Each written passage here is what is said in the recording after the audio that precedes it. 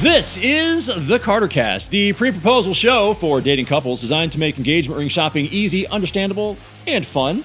You can get the 4 C's anywhere, but only here can you get the 5th C, called Carter.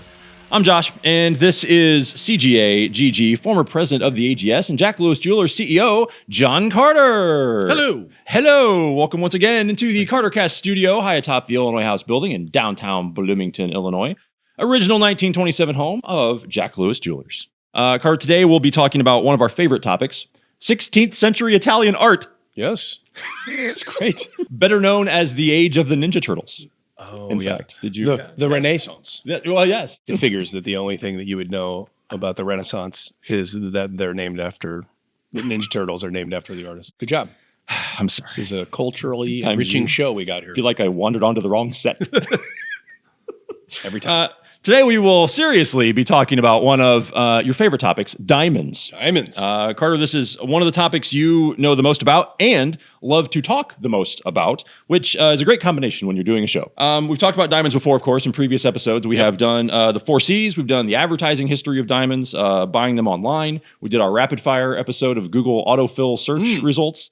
And of course, we've done episodes on lab-grown diamonds. My favorite was when we did, are diamonds just a big scam? Right. Yeah. That's my favorite episode. If you've not seen that, go back and watch that episode. That was a pretty good episode. It is. But today, we're going to talk about how you, a jeweler, get diamonds. Right. How do you find, acquire, buy, and stock diamonds?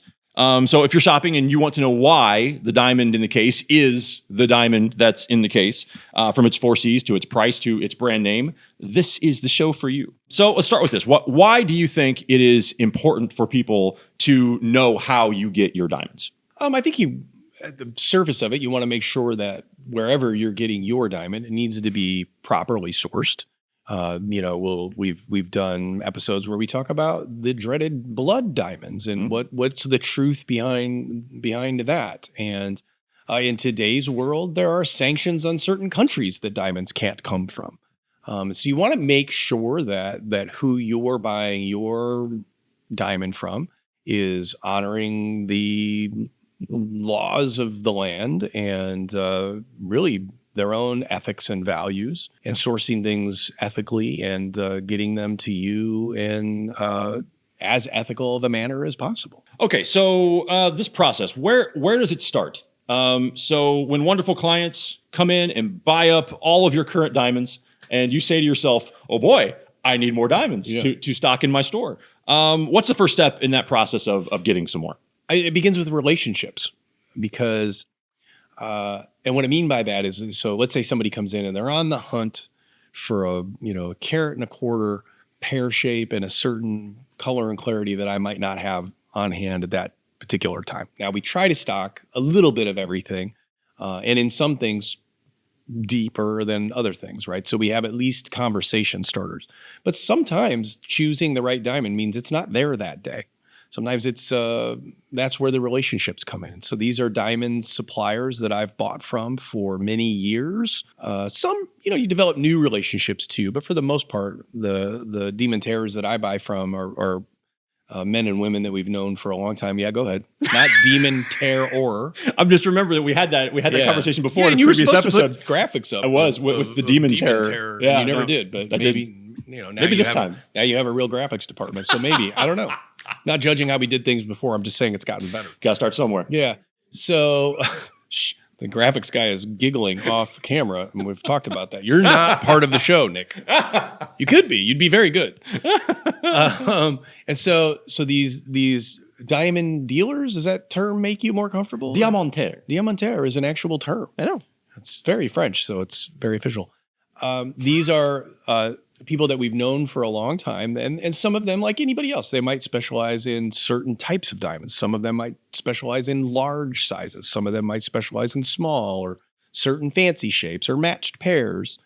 And these are people that we've known and trusted, and we know that going back to the ethical sourcing of gems, we know that we can trust them. We know that when they represent something to us, that it's true and accurate, and it's fairly priced. That's the other thing. We have to start with a fair price on our side of things. And so it's just a conversation. Sometimes an email, sometimes a phone call, sometimes I text them. Yeah. But it's, hey, looking for this. When can I have it? Yeah. Is there such a thing as like different regions having different diamonds? You know, like Napa Valley wine is different from New Zealand wine, is different from French wine. Is there something that's different and unique about different diamonds that come from different parts of the world? Yes, you could say that different types of deposits would have different types of diamonds. You know, there's only one mine that I know of in America that's located in Arkansas. Okay. And that particular mine doesn't produce very large, high quality goods, right? It's a lot of lower color. I think the biggest diamond they've ever produced is a diamond called the Esperanza. At least it was. Maybe something has trumped that. But I think I think that ended up being finished like 3.5 to 5 carats. Wow. So that particular mine doesn't produce, that's not very large by diamond standards, whereas the mines, say, in Botswana or in Canada, those mines will produce bigger, higher quality diamonds.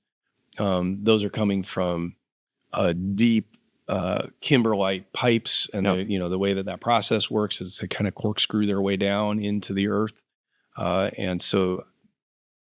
I just know for like different types of inclusions it might be in certain or parts colors. Of the world. The Argyle mine in Australia, which I believe has been closed because they mined it out. That diamond was famous for fancy colored diamonds, in particular reds and pinks. Yeah. So it produced a particular shade of diamond that's very difficult. It's not that there aren't reds and pinks in other parts of the world, but almost all of the reds in the world came from that particular mine. But other mines will produce different types of diamonds as well, not particular inclusions. That's not something that to my knowledge, that individual mines would be known for. One of my great passions is diamonds with cool inclusions, like mineral inclusions for diamonds. Sure. I don't know. I wish I knew the secret sauce to that, because I would have more in my collection.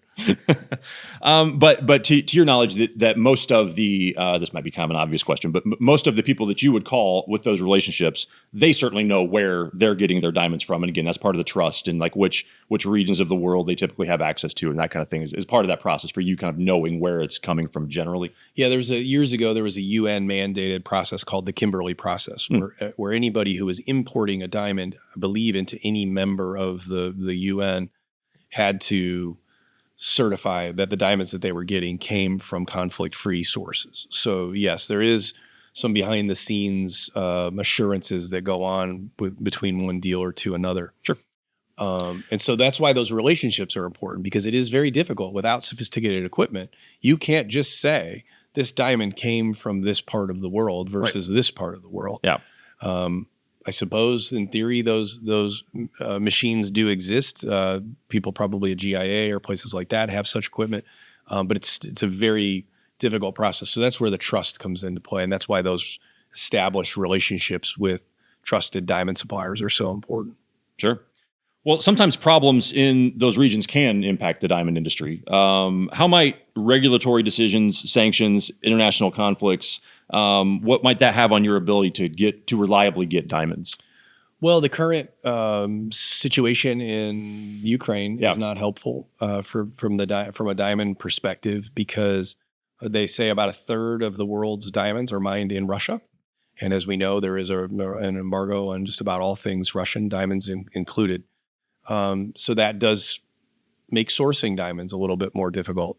Certain types of diamonds, probably arguably larger diamonds, have been a little bit more scarce to find in the last couple of years. Yeah, those geopolitical situations and atrocities that happen around the world that, where we have far bigger problems than where do we get our diamonds from, do affect us on the retail level for sure at the diamond counter, which does affect the end consumer. Yeah. But sometimes you'll just go do it yourself. You'll go buy them yourself. Is this something every jeweler can do? Yeah, in theory. Sure. Okay. We've done it. I haven't done it in a few years, and since before COVID. And I was just speaking to my team the other day. It says it might be time to do that again, to make a trip over back. You're referencing Antwerp, Belgium. Yeah. How do you get to the point where you're just like, you know what, I'm just going to not use the middleman for this particular thing. I'm just going to go do it myself. Like, do you have to? I would assume you have to have some level of training and confidence in your own abilities to be able to do that. Yeah, you should be able to identify the types of diamonds that you're looking for. For me, it's always looking for a certain type of cut grade. Okay, yeah. I'm looking for very high performing diamonds, not necessarily higher color and higher clarity, though we do want that as well. Yeah. But you go over there to go through what we call parcels of diamonds. Yeah, tell us about that process. Tell us about going to Antwerp. What's that experience like? Yeah, Antwerp is it's considered to be the diamond capital of the world. I would guess that that's still pretty an accurate statement. They say about 80% of the world's diamonds pass through Antwerp at some point or another, and it's a business district within Antwerp. Very high security. Even just to walk down the street, there's armed guards everywhere. To get into the buildings is very secure. To get out of the buildings is very secure. And it's a chance to go. And rather than when you're looking for the onesies and twosies on the phone or via your internet relationships with your suppliers, it's a chance to go sit at a table with these world-renowned companies. This is what they do. They supply, thousands of retail jewelers like me around the world, and you get to sit down and buy directly from them. You sit there, you have a nice espresso, and you go through parcels of diamonds. You might be there for 3 to 8 hours to go through, depending upon how deep that particular supplier's inventory is. Yeah, so explain what needs are. Explain what a parcel is. Yeah, so a parcel would be the little box. Usually it's a little lucite container. Could be about this big, and they might bring out a box of those, and you'll say, I need 4 grainers. 4 grainers is the trade version of saying I need a 1 carat diamond. A grain is a quarter carat. So 4 grainers is 4 quarters. That's math. If my math is correct. Math, folks. Yeah. See, kids, you use math every day. You learn things here. You really do. And so if I need 4 grainers or 5 grainers, how big would a 5 grainer be, Josh? 1 1/4. Very good. Challenging that got it. college level education that you claim to have. So no proof of it. I know. I've seen it. I've never, analyzed it with my loop to make sure we're kind of sure. But I believe you. Yeah, thank you. And so you'll go through and you'll look at the various sizes and you'll say, I need 5 grainers in this color and clarity range, and they bring those to you. And so it's your job. And it's just like just a lot of just loose diamonds, I assume, right? So you're just sorting through them all with. Yeah. And so your job is to go through, truly make sure that parcel does meet the color and clarity parameters. That's where your gemological accreditation comes in, or my GG from GIA, or my CGA from the American Gem Society. And most importantly, the experience of looking at thousands and thousands of diamonds, right? That is your eyeball, is your education as well. And so it's going through those and then taking it to a little bit different level where I'm looking for a certain quality of cut grade, where I'm looking for a diamond that I know would get probably a triple excellent cut grade that would also qualify for that additional accreditation of an AGS 0 for light performance. So our Jack Lewis Flames, as you know, is something that I know we've talked about. That we're looking for a certain level of cut grade that's above and beyond. And so the real skill in going overseas, whether you go to Israel or you go to Antwerp or you go to other trading centers around the globe, would be buying from parcels and picking out individual diamonds. And I always think of it as, if I go through a parcel of 100 diamonds and I pick out 3, it's like somebody else bought the other 97 and sold those in their store, but I took the best 3. It's like you go to the supermarket, you're picking out peppers on the the best avocados, right? A little more skill involved than just squeezing the avocado. There is get your avocado loop. Yeah, exactly. But I do think of it that way, as it's kind of that superiority moment, right? Like, I know what I'm doing, and but there's truth and there's value to that, because I'm literally, the reason I get on an airplane, it's not because I want to go have a vacation in Antwerp. It's not really where I would vacation. Lovely city. Yeah, it's very lovely. Shout out to my Belgian friends. Love you all. But great chocolate. Amazing chocolate. Wonderful chocolate. Good food. Yeah, it's waffles. It's a pleasant. Oh, the waffles. You get waffles everywhere. I bet. It's you get a waffle at a train station. That's awesome. They're just street waffles, we call them. Anybody want a street waffle? It's not been on the street, but you buy it on the street. Yes. Right. And frites. Don't forget frites. The Belgians, if you've never combined your French fry, frites. Okay, yeah. If you've never combined your frite with mayonnaise. Oh, they do that. They do a lot there. Okay. And I've had mussels in Brussels, and that is one thing that Brussels is known for. If you go during mussel season, it's quite the treat. I agree. It should be. And so anyway, it's going through all of that, not to be distracted by the food. But that is it's a reason to go to Belgium. I said I don't want to vacation there, but now I do want to go back. And it's you go there because you're advocating for your clients. You're going thousands of miles to go through thousands of diamonds to pick back the select few that are worth it to make it to our what we call our diamond wallet. So a little bit more about that experience, because it's not. I assume you're being watched the entire time. Oh, yeah. When you're sitting there with a bunch of diamonds. What is that? Because that Turns out they don't think it's funny if you. Well, that's what I'm saying. Like I would assume that adds extra pressure to you then trying to go through all these diamonds too, knowing you're being watched. You're probably on a time limit. I would imagine you can't just stay there forever. Like, is there anything just extra interesting about that setting? I mean, they're not going to kick me out, Josh. I'm very pleasant to be around. They're not going to say, Carter, you brought the Mayo frites. Jean Carter, you've overstayed your welcome. They don't say that. They don't kick me out. That's good. They say, stay there. Have another. Can I get you another espresso? You're very pleasant. They tell that man all the time. Very pleasant. Well, they don't know you very well.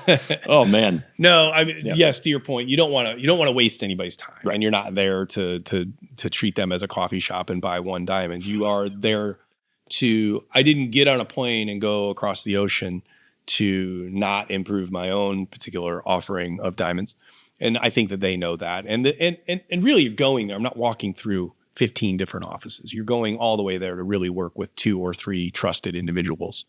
And knowing that they know what you're looking for, their prices are going to be fair. They're not wasting your time any more than you're wasting their time. But yeah, you're there. You can be there in an office anywhere from an hour to. I have spent an entire day in one office before because it takes time.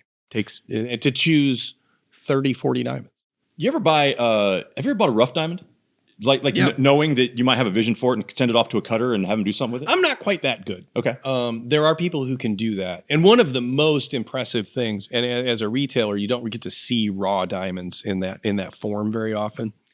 And so when you do, if you're a gem nerd about it, as I am, as you know, you do get excited about that. And so one of the times somebody came into the offices in Antwerp and just threw this thing on the desk in front of me. And it was diamond papers are usually about, this big, and you open them up. This was a diamond paper about this big, and you opened it up, and it was just, I think it was about 4,000 carats of raw, octahedral shaped diamonds, which is just 2 little pyramids on top of it. That's generally the shape the diamonds grow in. Okay. And sometimes you see diamonds in that raw form, and they're not facetable material, meaning it's not going to make a beautiful diamond. Yeah. It's just pretty in its raw form. Yeah. These were going straight to the cutter. That's like from the mine to the cutter. Yep. It was kind of that raw ingredient that you don't get to see very, very often. And there was, 5 of us in the room that do that for a living, and we were all just geeked out and taking pictures of it. It was very you just see immediately why they're going directly to the cutter. Yeah, exactly. Yeah, and big, 5, 6 carats each. So those diamonds like that would probably yield really nice 2 carats, maybe a 2 carat and a 1 carat from that 5 carat piece. That'd be hard. That'd be tempting, right? To get something that big already to keep it as big as you can, instead of breaking it up into smaller ones. Yeah, but the rough doesn't sell. It's not. Yeah. It's not. A diamond is beautiful, but the interesting thing about diamonds is diamonds are beautiful because of the combination of nature and man. Right? It comes out of the ground. It's not beautiful. It's just a frosty looking pebble. It really takes a person to unlock the beauty of that diamond. So to see it in that raw form, that's why it's, again, to be romantic about it is the magic behind a diamond. That's cool. Could you put some more, words onto what are the benefits of doing that, of you buying it yourself to the customer by the time it gets back here? I think a lot of stores don't, because they might not possess the adequate. Everybody possesses some experience when you do what I do. Mm-hmm. But a lot of stores will just they'll just call their manufacturer and they'll say, I need a 1 carat GVS2 because that's what the client asked for. Right. Well, sometimes the client doesn't need a 1 carat GVS2. They have a certain budget that they want to hit, and the VS2 won't allow them to hit that budget. Maybe they need an SI1. Maybe they need an SI2. Maybe I want to just show them all 3. Right. The advantage to doing it that way, it's far more risky for me to do it the way of going to Antwerp and going through the parcels and choosing the diamonds individually, because I could think that diamond is a GSI2, but when I send it in for color and clarity grading, the laboratory might disagree with me on that. And that can be several hundreds of dollars, if not thousands of dollars in difference in terms of actual value to me as a diamond. But the flip side of that is you can also score some really good deals that get passed along to the client. So if you have somebody that's willing to do that, to buy diamonds that are not pre-graded, but willing to use their own discerning eye and talents to find that diamond for you and find the diamond in a rough. Pun, please. Don't shake your head at me. You're leaving that in and you know it. to find that real gem, Stop! I can only take so much. the treasure, if you will, is pulling that out and finding that it is that true color and clarity and it results in a nice value and nice beauty for the client is like that makes it everything worthwhile. Street waffles or not. Even if I got no street waffles, but I got that experience, that's worth it. Awesome. Okay, so in the context of everything we kind of just discussed, where do diamond brands come from? Like, are they buying them from somewhere special? Do they have a line to a special cutter? Like somewhere, like where does that idea come from for a diamond to make a brand out of the same things that you're encountering and everybody else has access to, presumably?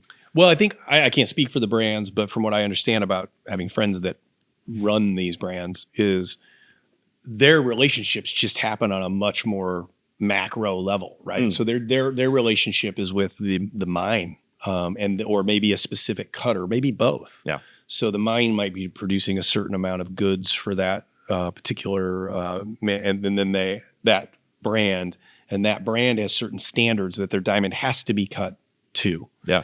And so then they have a relationship with a specific cutter that specializes in that can unlock that potential from that.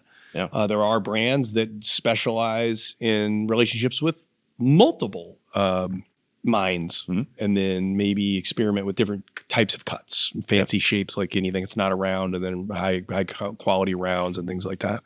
But I think that's where those there. If I had to describe it, it's just like us. It's relationships, but on a much higher level, and then they specialize in something that makes it a brand. Okay. I like the idea that there's like the Michael Jordan of cutters out there somewhere, and some brand like just locks him down on contract. He's like our exclusive guy. He's on our team, Yeah, and like only he can do this kind of job with a cut. Yeah, and you wouldn't know who that person is, but you would, but their work would be true artistry, the same way as watching Michael Jordan dunk or something like that. It's the same thing. There'd be very few people in the world that could unlock that and do it over and over and over and over again. Yeah. So what are some popular brands, like some diamond brands that you would want to mention? And I guess how are they kind of notable or different from each other, given kind of what we were just talking about? Well, as you know, we were De Beers Forevermark retailer for a very long time. And so that's the biggest one that comes to mind. There's Hearts on Fire, which is a brand of ideal cut diamonds. There's Fire and Ice, which we very proudly sell at Jack Lewis Jewelers. And that's just best of the best. I mean, really just top shelf cut grading. It was started by a man like me. He was just a retailer that was searching for a consistent source of at that time AGS 0 cut grade diamonds. Yeah. And he couldn't find it. So he just started having them cut and then turned it into a brand. Nice. And good story. Yeah. Well, and it's like what we did, right? With the one that we're partial to is our own Jack Lewis Flame. Going to ask you about that next. Yeah. That you have created your own in-house brand at Jack Lewis. What are they and why did you do that? We started years ago because we didn't have the brands. We didn't have any of the diamond brands. And we wanted something that conveyed, but I was a big fan of ideal cutting or at that time, again, AGS 0 cut grade standards. And I say at that time because it's changed a little bit. Why? Like, why was that what you were after? Why? Because those are the most beautiful diamonds. When as a novice, if you ask the average person, is this diamond pretty, or if they notice somebody's diamond, the average person, as we've said, I think before on this show, is nobody ever walks up and says, that's a really pretty 102 GVS2. All people notice about diamonds is they notice size and they notice beauty, which is, and you might say sparkle, or we would say brilliance or fire, right? You only really ever notice color and clarity when they're lousy. When it's a low color and it's the first thing you notice that it's a really low color stone, or it's a clarity issue because it's got a big inclusion, something along those lines. But you always notice how much the diamond sparkles. And that has everything to do with how finely the diamond is cut. So again, you know me, I like stories and I like truth. And I like truth to my stories. Yes. And so I don't want to just tell somebody you need a GVS2 because that's what the internets say you need. Why would you need a GVS2? Does it affect beauty? arguably, I guess you could say it does a little bit. It most certainly affects value.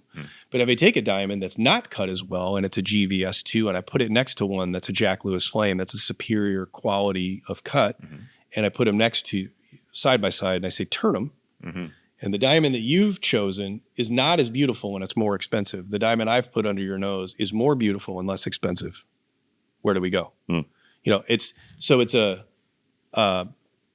short answer is I did it because I wanted to provide more beauty to the client. Yeah.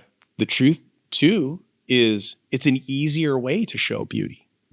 Call me lazy if you want, but it's an easy way to show beauty. I would never do that. Would never do that. Would never It's do an easy thing to With do. you sitting right here, I would never say that. Oh, well, you'll have to have your own podcast and you can do that. To hold the diamond across the room and see that and not see the color and clarity. And so it conveys a very powerful truth to the customer about why that diamond's more beautiful. And so for me to have it all under one label, personally chosen by me and Scott on our team, we choose every diamond.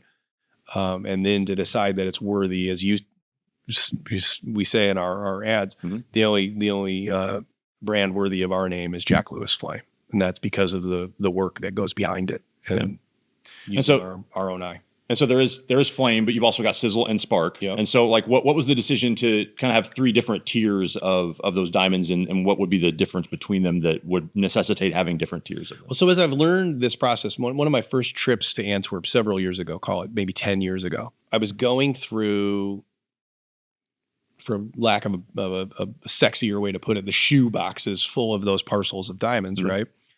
And I'm going through and I found this diamond, I found this diamond, I found this diamond, and they're beautiful. Beautiful. I mean, I've got my instruments there that I'm gauging the cut grade, and I bring it back, and bought. For me at the time, it was a very significant amount of inventory to have invested in, and I got back because I thought they would all get AGS 0 cut grades, but it's a very difficult thing to assess that in the field, as we say, with just your loop and just those instruments. It still needs to go to a laboratory and be graded. At that time, it was the American Gem Society Laboratories, which has since sold to the GIA, to the Gemological Institute of America Laboratories. I would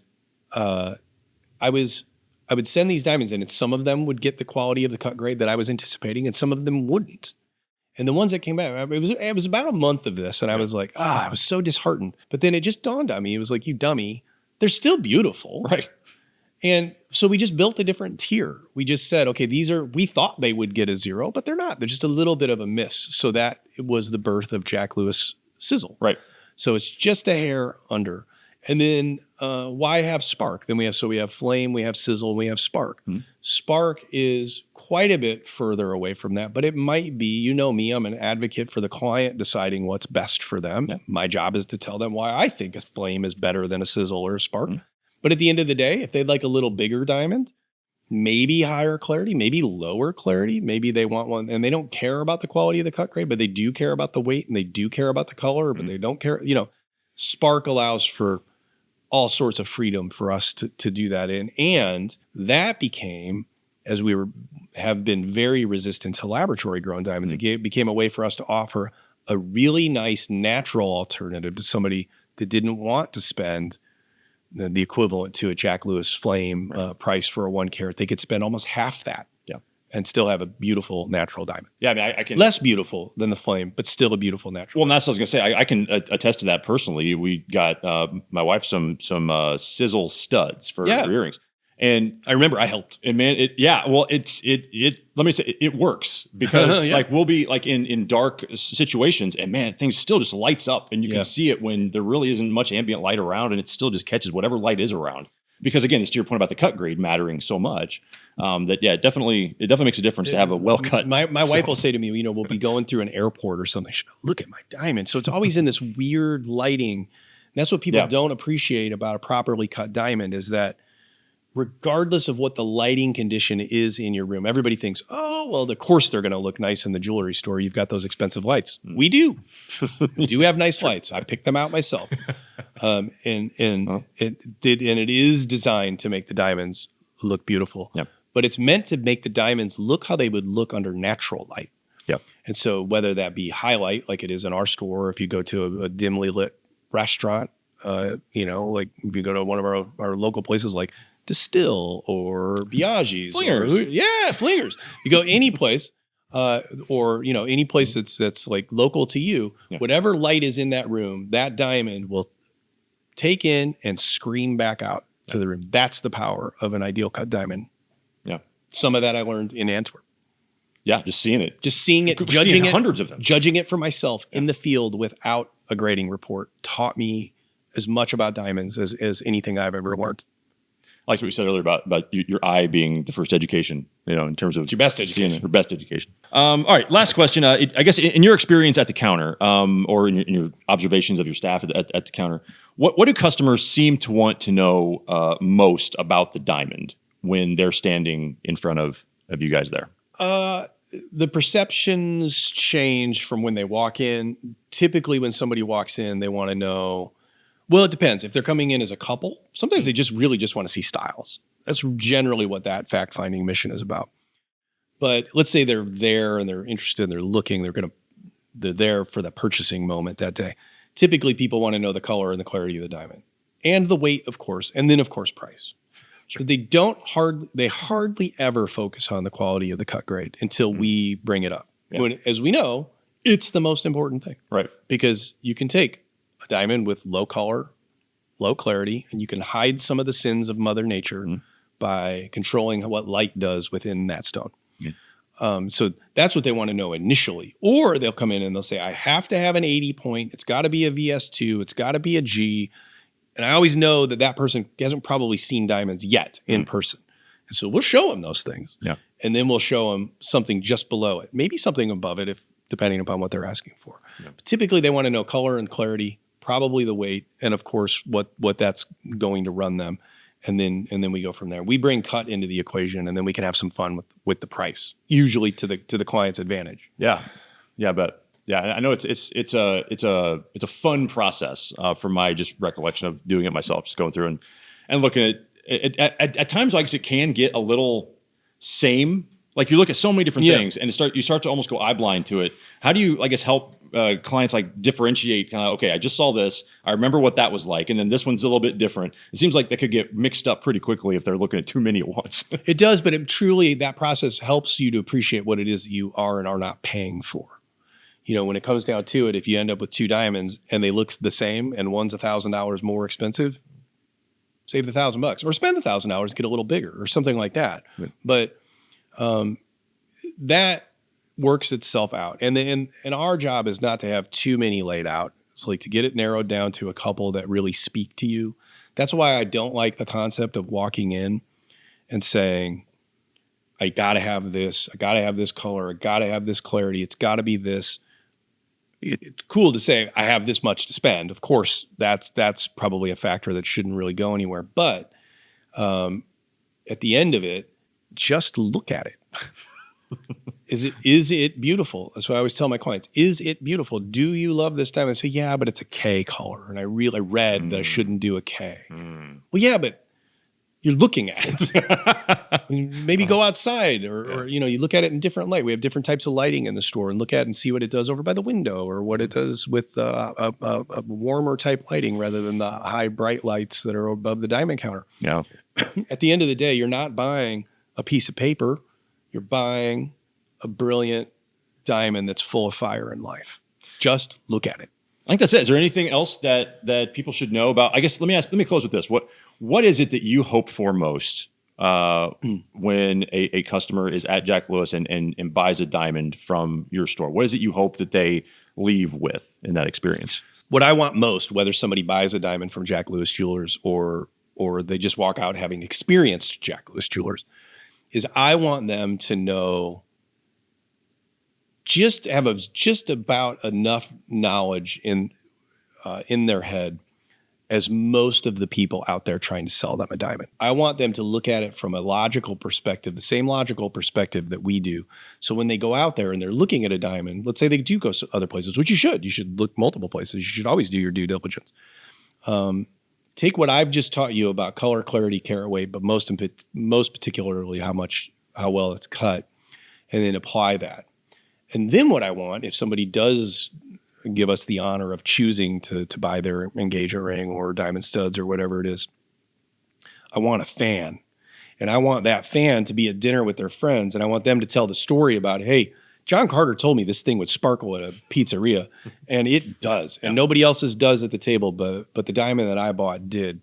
That's what I want. That's powerful to me. And when people say, God, you were right. I'm so glad I bought an 80 that was ideal cut instead of the 90 or 95 that I could afford for the same price that wasn't well cut. Nobody's ever going to regret spending the same amount of money on a diamond that's cut a little bit better. And I want people to have that appreciation for cut the same way that I do, because it's the most unspoken benefit. And I think it's the least understood thing that people get when they're looking at a diamond. I think they think it's all technical and complicated. It's not. Just look at it. Well, I think I was right. You both know a lot about diamonds and love talking about them. I do love talking. We'll be right back with the final facet. Jack Lewis Flame is an exclusive collection of natural, ideal cut diamonds, locally hand-selected by the experts at Jack Lewis Jewelers in Bloomington, making them more affordable than they should be. Visit jacklewisflame.com, make an appointment, and come burst into flames. Thanks, everybody, again for watching another episode of CarterCast. To sum up this one, I would say that what's important for the way that we buy diamonds is that we are using our education, our experience, and hopefully my discerning eye when it comes to choosing the diamond. I don't know at the time, probably, that it's for you.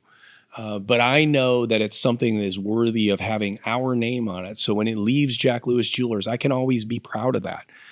Whether you're buying a diamond from Jack Lewis or from whoever your local trusted retail jeweler is, and we're always happy to help you find somebody. If you so choose, send us a message, give us a call. We'll help you find somebody in your community that maybe is part of our network of friends or somebody that we think is somebody worthy of your trust. But trust is the key. Knowing somebody is using their time, treasures, and talents to help you find the perfect symbol of your love or expression is really what it's all about. That's what we do at Jack Lewis Jewelers. We're very proud to do it. Thanks again, everybody.